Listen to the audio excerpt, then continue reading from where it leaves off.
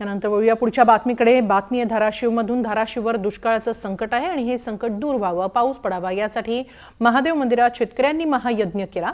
पाऊस नसल्यानं सोयाबीन पीक धोक्यात आलंय। दुष्काळाचं संकट आहे ते दूर व्हावं यासाठी शेतकऱ्यांनी साकडं घातलं।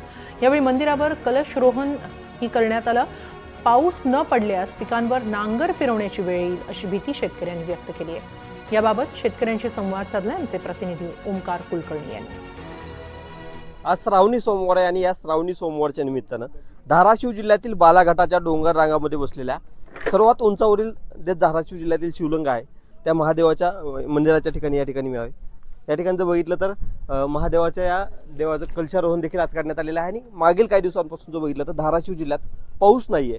यामुळं या ठिकाणी जर बघितलं शेतकऱ्यांनी जे आहे ते कुठेतरी महायज्ञ केलेला पाहायला मिळतोय। पाऊस चांगला पडावा यासाठी महायज्ञ हा केलेला आहे। आपल्यासोबत इथले आयोजक आहेत, आपण त्यांनी संवाद साधणार।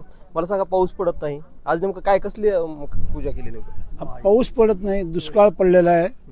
कारण पेरणी झालेलं नाही, सगळं जे झालंय ते आता पाऊस न पडले पण जळून जाण्याच्या मार्गावर आहे। त्याच्या सोयाबीन आमच्या भागात मेन पीक आहे आणि त्याचं शेंगाच भरणार नाही, त्याचं काहीच उत्पन्न। अजून जर 8 दिवस पाऊस नाही पडला तर ते ट्रॅक्टर आणून नांगरून टाकावं लागेल अशी परिस्थिती निर्माण झाली साहेब। आज तुम्ही महायज्ञ केलाय, पुढचे सर्व सोमवार जे आहेत ते श्रावणी त्या दिवशी देखील तुम्ही पूजा करणार आहात। कशा पद्धतीने सगळं शेड्यूल असणार ते आता पुढल्या सोमवारी सुद्धा साकड घालणार।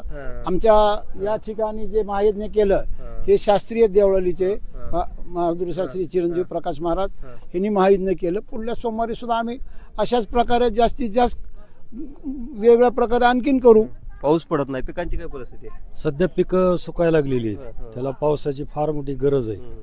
पाऊस जर नाही पडला तर शेतकऱ्याचं फार मोठ्या प्रमाणात नुकसान होणार आहे। कारण खताला पैसे दिलेले आहेत, बियाला पैसे दिले, पण पाऊस नाही ना, त्याच्यामुळे नुकसान। पाऊस नाही, साकडं घातलं आता महादेवाला। आता पाऊस यावाच लागतोय, बघू पुढच्या सोमवारपर्यंत आणखीन काय होतंय ते। आणि आलाच पाहिजे, नाही आला तर सगळं गुंडाळावं लागतंय। नक्कीच जर पाहिलं तर या भावना ज्या आहेत ते या ठिकाणी असलेल्या शेतकऱ्यांच्यात आणि कुठेतरी महायज्ञ जो आहे तो या ठिकाणी करण्यात येतोय। ओंकार कुलकर्णी, NDTV मराठी, धाराशिव।